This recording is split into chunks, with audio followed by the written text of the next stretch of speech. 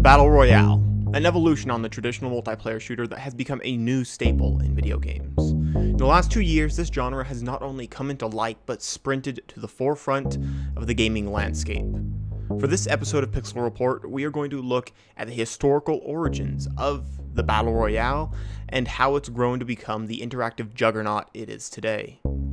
Whether you've experienced jumping out of the battle bus or airplane yourself, or have found that it's not quite your taste, it's hard to argue the impact that this Battle Royale formula has had on how multiplayer games are created and played, and that influence is not going anywhere anytime soon, especially with upcoming AAA Battle Royale versions under the banners of Call of Duty, Dying Light, and Battlefield on the near horizon. But where did they come from, and what can the past tell us about the battlegrounds we fight on today? An easy place to start is Kenji Fukasaku's film Battle Royale, released in Japan on December 16th in the year 2000. Kenji's masterpiece of teen horror cinema follows a class of 9th graders placed on an island and given 3 days and an assortment of weapons to shoot, stab, poison, or explode each other until there's just one last student standing. The formula presented in Battle Royale has largely become the standard for most games, save for the mechanic of the closing wall or smoke or storm or whatever. Instead, the students are given map and coordinates that they must be outside of by certain times or risk their explosive callers ending their battle early. From a game mechanics perspective, this coordinate approach would be less effective with pushing players together. That's not to say that it does not find its use in games. The Darwin Project, for example, uses a game director to cross out the hex coordinates as the players battle on, closing down the map as the survivor numbers dwindle. But before we got a chance to play through our own Battle Royale adventures, the largely successful book series and movie adaptations of the Hunger Games saga brought the Kenji Fukasaku's formula to a massive Western audience. We got to read and watch Katniss Everdeen battle her way through a new take on the Battle Royale that takes 2 teenagers from 12 districts who are forced to fight to the death in a complex arena under the banner of showing the districts their place in the world. While it did tone down the brutality of the battle for its young audience, it left Kenji Fukasaku's backstory of the dystopian influence in check.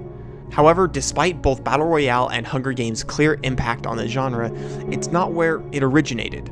To find out where it started, we need to go even further back in time. Around 300 years ago, the term Battle Royale was used for group boxing competitions where multiple fighters faced off and the last man standing was deemed the winner.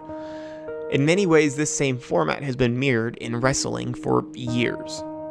Historically, however, these visceral competitions found a second life in the worst periods of American history. Ralph Ellison's book, Invisible Man, takes place in the 1930s and starts with the narrator meticulously detailing the battle royale he was forced into as a teenager, pitted against other African Americans for the viewing pleasure of the local white community. Ellison describes a battle for survival in brutal detail, with violence and humiliation placed on the contestants at every opportunity. While this story is fictional, the existence of these fights are not. These battle royales were racist theater, disguised as opportunity, providing the winner with a chance at something greater. Luckily, over time, these brutal, racially degrading war zones faded into history. But as you know, that's not the last the world would see of the Battle Royale. Trading boxing for all manner of weapons, real-life brawlers for actors and avatars, and the ring for a wide-open battleground, a canvas for mayhem and brutality. The Battle Royale evolved for your viewing pleasure. The catalyst for that evolution came when it found new life in film, and it has changed how we view the Battle Royale ever since. The rules that Battle Royale and Hunger Games put into place found a new home in our interactive worlds. Taking more directly from the Hunger Games series, it all started with a mod for Minecraft, developed around 2012, placing players in similar arenas to those found in the Hunger Games movies. This was the start of something big. In 2013, a mod for Arma 2, called DayZ, kicked off an evolution of what we now recognize as the Battle Royale genre. DayZ was created initially to address the demand for a realistic zombie game, but it was in their Hunger Games competitions where its gaming adaptations flourished. However, before long, DayZ moved away from the mod to the Steam Early Access platform as a standalone title, where it's stayed ever since, unfortunately. But by this time, it was not alone in the Early Access pile. Games, each with their own version of the survival or Battle Royale variant, were there to keep it company. While games like H1Z1 and Rust did make some waves in the genre, they were never able to capture the large public demand. In fact, none were able to truly tap into that demand until early 2017, when PlayerUnknown Battlegrounds hit Steam. Beginning life alongside the existing droves of early access Royale survival games, PlayerUnknown Battlegrounds, which was released in March 2017, struck gold with their easy-to-understand, hard-to-perfect gameplay.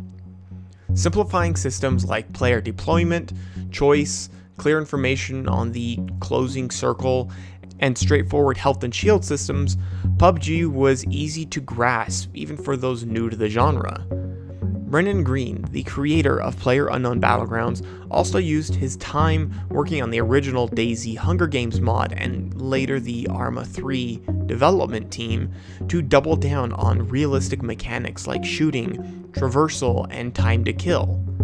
PlayerUnknown Battlegrounds provided an island for the glass cannon fighters to duke it out for a chance to win a prized chicken dinner. Meanwhile, Epic had been working on their own game, but it was not a battle royale. Fortnite, which was released on July 25, 2017, began as a zombie survival game and emphasized base building, straightforward combat, and a cartoony aesthetic. However, through development, the game was separated into two versions, the Zombie Survival and Battle Royale. Still in beta, Fortnite's Battle Royale has taken the world by storm, no pun intended. They did this by making accessibility and base building king. And as of this video, Fortnite has landed on nearly every current platform, even smartphones, and uses cross-play between each as a core pillar, save for that whole PlayStation thing. Variety has kept Fortnite players coming back with new changes and updates to the map and weapons, destroying buildings, rebuilding areas, and replacing whole areas with new and interesting locations every season. While Fortnite and PlayerUnknown Battlegrounds are the two leading titles in the genre, the competition is still fierce. Developers are trying to have their piece of the Royale cake, some copying while others creating a new perspective on the 300-year-old battle. Survival is the name of the game, and it always has been in the most royale of battles. Whether through boxing, shooting, stabbing, or building, being the last one standing is all that matters.